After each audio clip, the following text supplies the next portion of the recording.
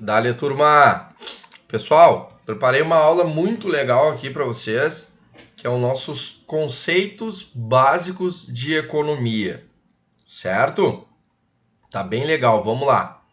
Vamos começar, pessoal, pelos fatores de produção, ok?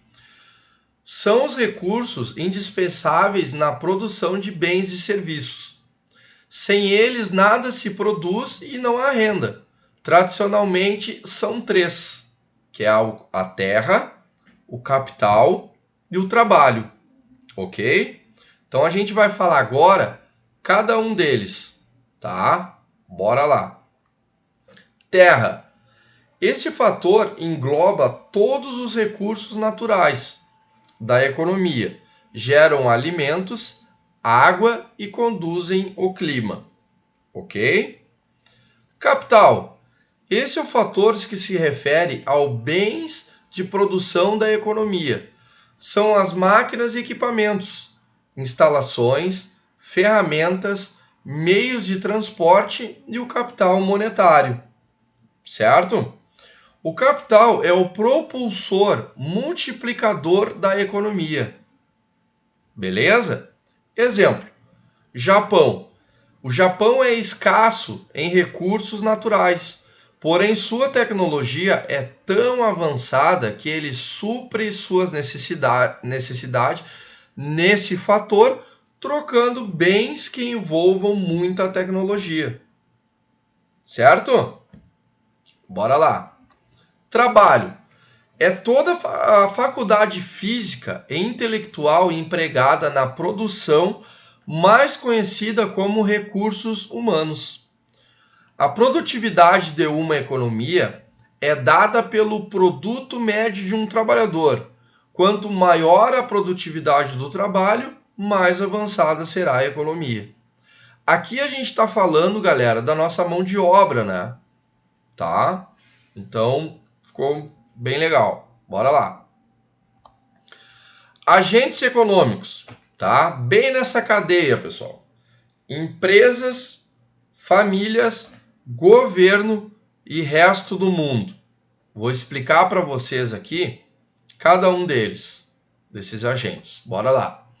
Empresas são as unidades produtoras de bens e serviços e elas alugam os fatores de produção das famílias que recebem renda em troca, ok?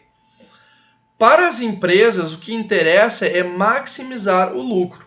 O principal objetivo da empresa é maximizar o lucro, ok?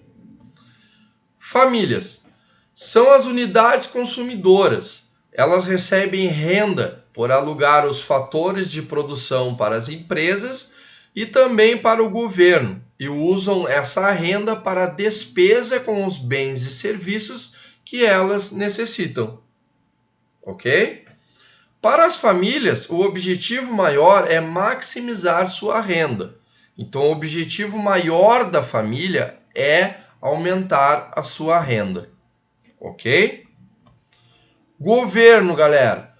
Esse é quem proporciona o serviço às famílias e às empresas por meio do recolhimento de seus tributos, certo?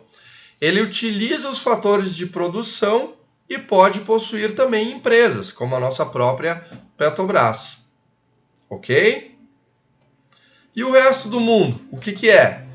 É o setor externo de uma economia com quem nós exportamos ou importamos mercadorias, além de adquirir ou vender serviços, tá? Fazer doações, realizar ou receber investimentos. Certo, galera? Bora lá! Setores da economia, galera. Importante. Setor primário, vamos lá. É composto pela agricultura, pesca e extração vegetal, ok? Setor secundário engloba a indústria de transformação, energia, saneamento, construção e a indústria extrativa, tá? Setores terciários. Setor terciário engloba tudo que está relacionado ao serviço como o comércio, alojamento, alimentação, transporte, comunicação, serviços financeiros, imobiliários e administração pública. Ok? Então, setor primário, secundário e terciário. Beleza? Bora lá. O que a gente vai falar agora, galera? A gente vai falar agora sobre os ciclos econômicos, tá? Então vamos lá. O que são os ciclos econômicos? São flutuações observadas na atividade econômica em um determinado período, ok? Então assim, pessoal, o que esse gráfico está mostrando aqui para nós, ó, tá? Uma economia, galera, ela nunca vai andar numa linha ascendente, tá? Ou uma linha descendente. Ela tem a sua recuperação, prosperidade e a sua recessão também, tá? Eu chamo muito essa recessão de respiro, tá? Então assim, ó, vamos ver aqui no gráfico agora. Então assim, ó, só dizendo para vocês o que seria um ciclo de contração, tá? Um ciclo de contração, ele seria praticamente uma recessão, tá? Uma recuperação e prosperidade, ok? Uma recessão técnica, ela é caracterizada quando nós temos uma queda do PIB por 2 trimestres consecutivos, tá? Importante vocês terem esse conhecimento. Uma recessão técnica, ela se caracteriza quando o PIB cai por 2 trimestres consecutivos, ok? Então assim, galera, o que nós temos aqui, ó? O nosso gráfico ele já começa com uma recuperação, tá? Chegou no pico dele, nós temos um respiro, que é a nossa recessão, tá? Ele vai fazer um fundo, ok? Tá? Ele vai começar uma nova recuperação, tá? Chegando a um certo patamar, ele vai ter uma prosperidade, certo? Aonde ele alcança um novo pico para dar um novo respiro, que é a nossa recessão, ok? Então, pessoal, como eu falei ali para vocês, uma economia ela nunca vai andar somente numa direção, tá? É como se tu tivesse assim, eu vou dar um exemplo bobo aqui para vocês. Se tu atirasse uma pedra para cima, tá? Ela vai chegar lá no seu pico maior, vai ter a sua exaustão e vai voltar, tá? De acordo com a sua exaustão. Então, o exemplo maior da pedra é a sua exaustão. Então, quando a economia, tá? Ele tem a sua prosperidade, ok? A sua tendência, e quando ele chega na sua exaustão, ele vai dar seu respiro, que seria a sua recessão, tá? Para de novo ter novamente o ciclo. Então assim se caracteriza os ciclos econômicos, beleza? Entre recuperação e prosperidade e recessão, beleza? Vamos lá, seguindo. A recessão técnica, que eu tinha falado ali para vocês, é a queda do PIB por 2 trimestres consecutivos e é o principal indicador que uma economia entrará numa fase de contração, que seria a recessão. Beleza? Bora! Equilíbrio de mercado, galera. Vamos falar um pouco de equilíbrio de mercado agora. O mercado é a interação de um grupo de compradores e vendedores que pode ser por maneira física ou virtual, que define o preço e a quantidade transacionada de um bem ou serviço, certo? Então aqui é o que a gente vai falar agora. Sobre a curva de demanda, tá? Essa curva mostra o quê? Mostra as combinações entre os preços e quantidades que os consumidores estão dispostos a adquirir de bens ou serviços, ok?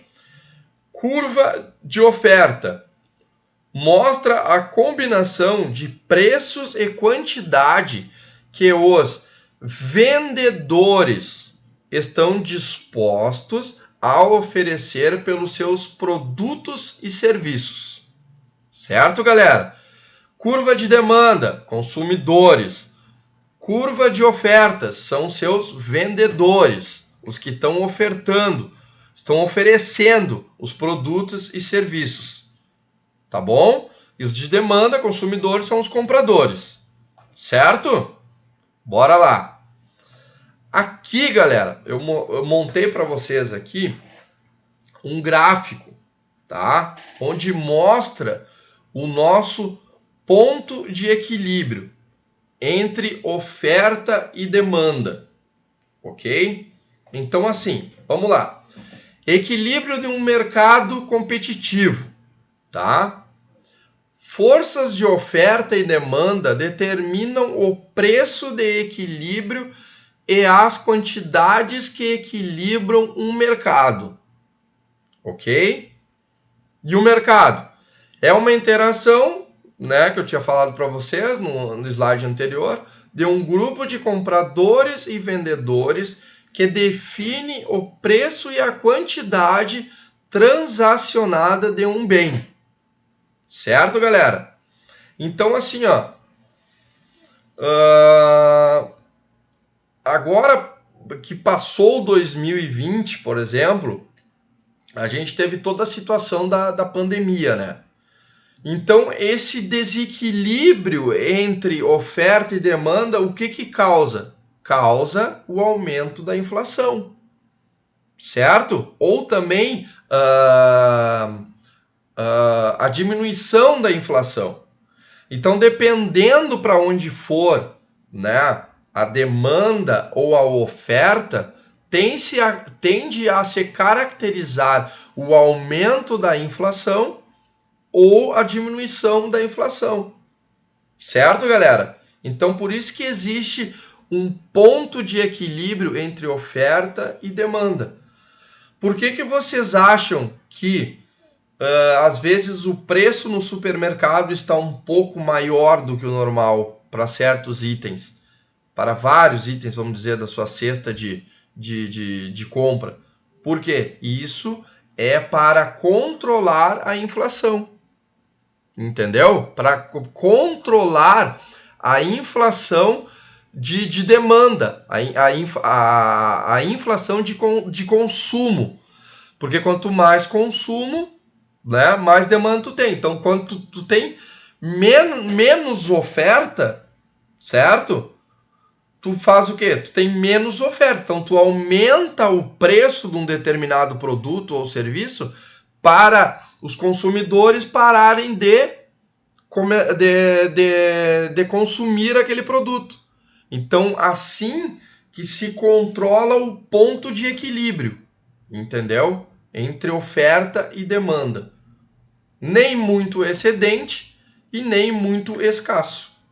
Então, quando vocês verem que os preços aumentaram no supermercado, lembre muito da pandemia. Por que os preços aumentaram na pandemia no supermercado? Para travar um pouco o consumo, porque estava faltando, né, oferta, estava faltando